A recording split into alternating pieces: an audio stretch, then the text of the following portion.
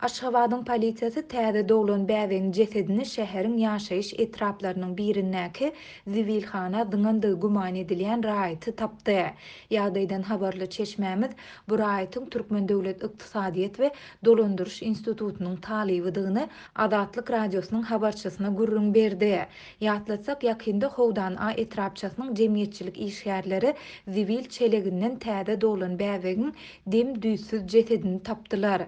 Bu waka 22-nji iýulda Gurban bayramynyň 3-nji gününde sagat 11 töweregi Ankara köçesiniň ugrundaky howlular arasalan ýarka 31-nji we 42-nji orta mekdepleriň arasynda bolup geçdi. Habarçynyň maglumatlaryna görä şondan soň polisiýa işgärleri etrapçydaky jaýlara aýlanyp bäbegiň ejesini tapmak üçin ýaşaýjylar bilen söhbetdeşlik geçirip başladylar. Kwartiralara aýlanýan polisiýa işgärleri ýaşaýjylardan maşgalada näçe adamyň şol sanda çağanyň bardygyny soradylar.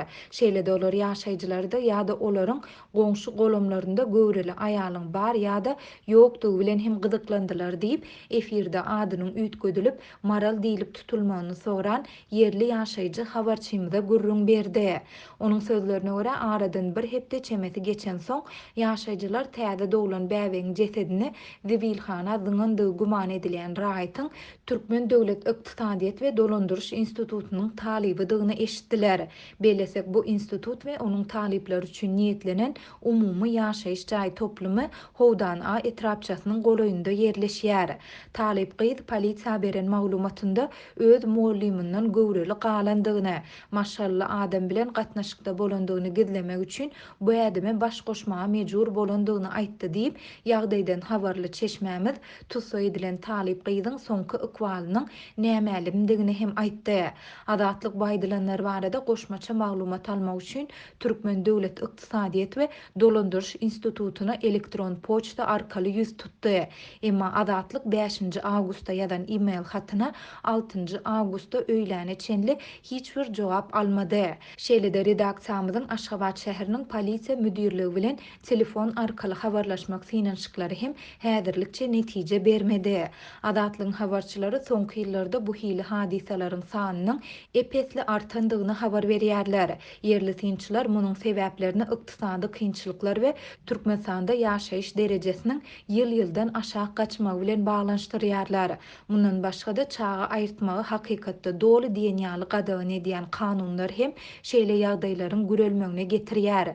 Türkmenistanyň raýatlaryň saglygyny goramak barada kanunyň 19-njy maddasyna laýyklykda çağany aýyrtmagy 5 hepdelik göwrellik möhletinde ruhsat berilýär.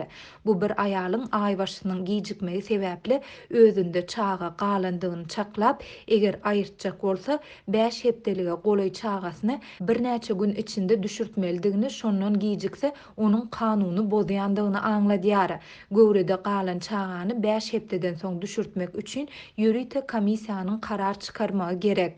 Bu ýagdaý täze doglan çağalaryň sözüň dolu manysynda hapa çelegine zyňylmagy şeýle de çağa dowrulýan öýlerde taşlanyp gaýdylmagy ýaly wakalaryň köpelmegine getirdi. Garaşsyz neşir Türkmen News 12-nji iýulda paýtagtyň Parahat 2 etrapçysynda tapylan çağanyň jesedi barada habar berdi. Habarda aýdylmagyna görä bu çağanyň jesedi 9-njy iýulda 12-nji çağalar bagynyň golaýyndan tapylypdyr.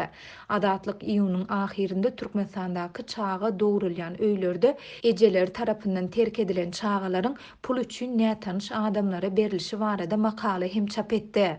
Azatlygyň bu ýagdaýlar barada gürrüň beren çeşmesi munyň adaty çağa sowdasy bolup durýandygyny aýtdy.